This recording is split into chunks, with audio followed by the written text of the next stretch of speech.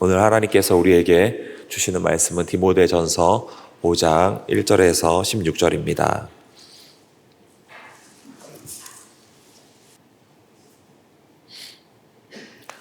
교독으로 보시겠습니다. 제가 먼저 읽겠습니다. 늙은이를 꾸짖지 말고 권하되 아버지에게 하듯 하며 젊은이에게는 형제에게 하듯 하고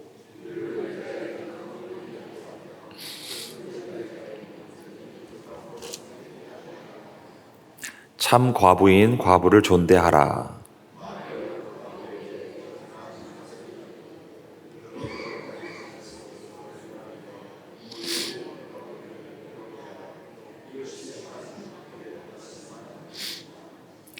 참 과부로서 외로운 자는 하나님께 소망을 두어 주야로 항상 간구와 기도를 하거니와 내가 또한 이것을 명하여 그들로 책망받을 것이 없게 하라.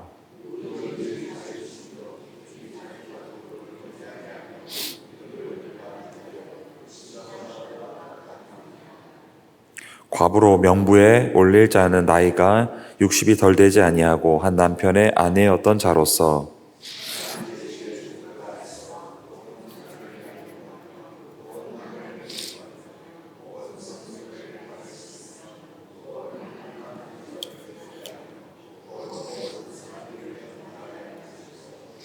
젊은 과부는 올리지 말지니 이는 정욕으로 그리스도를 배반할 때에 시집가고자 함이니 또 그들은 게으름을 익혀 집집으로 돌아다니고 게으를 뿐 아니라 쓸데없이 말을 하며 일을 만들며 마땅히 아니할 말을 하나니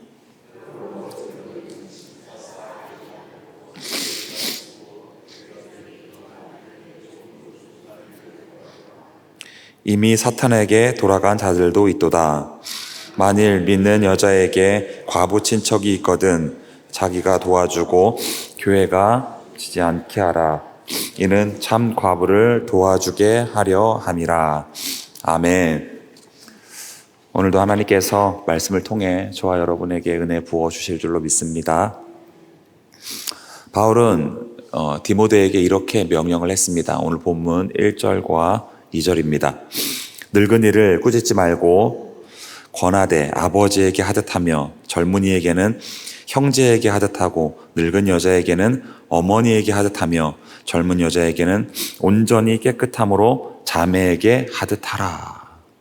뭐라고 말씀하고 있습니까? 모든 성도들을 가족처럼 대하라고 말씀하고 있습니다. 다시 말해서 나이가 많은 성도들은 부모처럼 대하고 젊은이들은 형제처럼 자매처럼 대하라고 말씀하고 있습니다.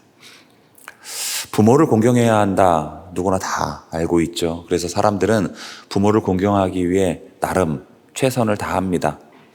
남편을 위하고 존중해야 한다. 아내를 위하고 존중해야 한다. 누구나 다 알고 있습니다. 그래서 사람들은 남편을 아내를 위하고 존중하기 위해 나름 최선을 다합니다. 자식을 잘 돌보고 보살피고 부양해야 한다. 누구나 다 알고 있습니다. 그래서 사람들은 자식을 잘 돌보기 위해 보살피기 위해 부양하기 위해 나름 최선을 다합니다. 그렇다면 여러분, 우리의 문제는 무엇이겠습니까? 가족을 향한 그 사랑이 그 가족이라고 하는 울타리를 넘어서 다른 사람을 지향하지 못한다는 데에 우리의 문제가 있는 것입니다. 만약 우리의 사랑이 이 가족이라고 하는 울타리 안에만 머물러 있다면 하나님 보시기에 우리의 사랑은 세리의 사랑보다 나을 것이 전혀 없습니다. 그래서 예수님이 마태복음 5장 46절 이렇게 말씀을 하셨던 것입니다. 너희가 너희를 사랑하는 자를 사랑하면 무슨 상이 있으리요? 세리도 이같이 아니하느냐. 그렇습니다. 성도의 사랑은 이 가족이라고 하는 울타리를 넘어서서 타인을, 다른 사람을 지향할 수 있어야 하는 것입니다. 성도의 사랑은 이 가족이라고 하는 울타리를 넘어서서 나이 많은 사람들을 부모처럼 대할 수 있는 그러한 사랑이어야 하는 것입니다. 성도의 사랑은 가족이라고 하는 이 울타리를 넘어서서 젊은 사람들을 형제처럼 자매처럼 대할 수 있는 그러한 사랑이어야 하는 것입니다. 여러분, 예수님을 한번 생각해 보십시오. 예수님은 예루살렘 성을 바라보시면서 많은 눈물을 흘리셨습니다. 왜 그러셨을까요? 예루살렘 성에 살고 있는 사람들을 너무나도 사랑하셨기 때문입니다. 예수님은 나사로가 죽었다는 소식을 듣고 그의 무덤 앞에서 많은 눈물을 흘리셨습니다. 왜 그러셨을까요? 나사로를 너무나도 사랑하셨기 때문입니다.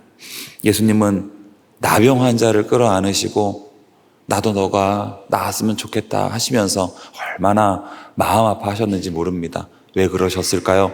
나병 환자를 너무나도 사랑하셨기 때문입니다. 예수님은 유리방황하는 그 수많은 무리들을 바라보시면서 창자가 끊어지는 고통을 느끼셨습니다. 왜 그러셨을까요?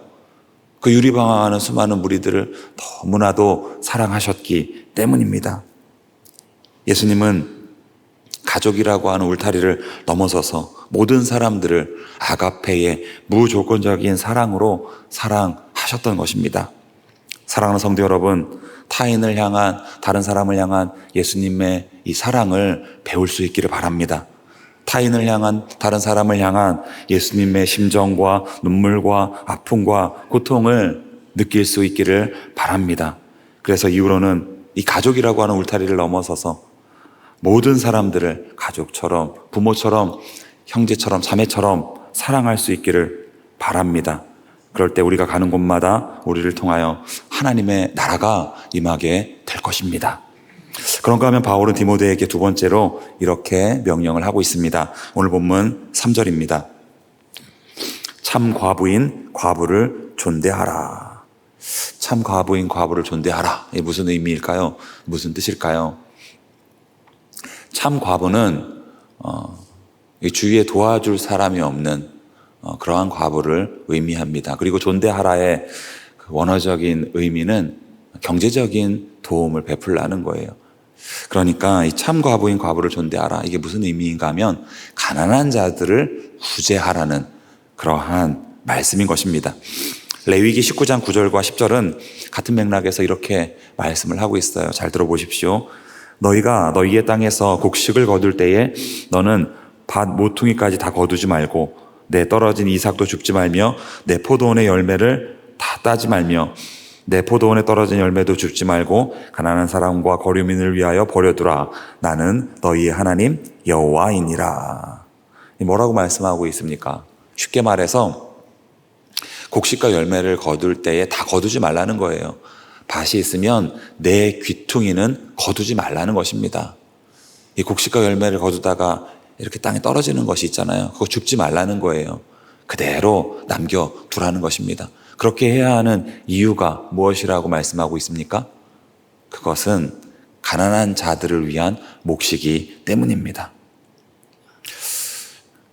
여러분, 이것을 통해서 우리가 알 수 있는 것이 무엇입니까?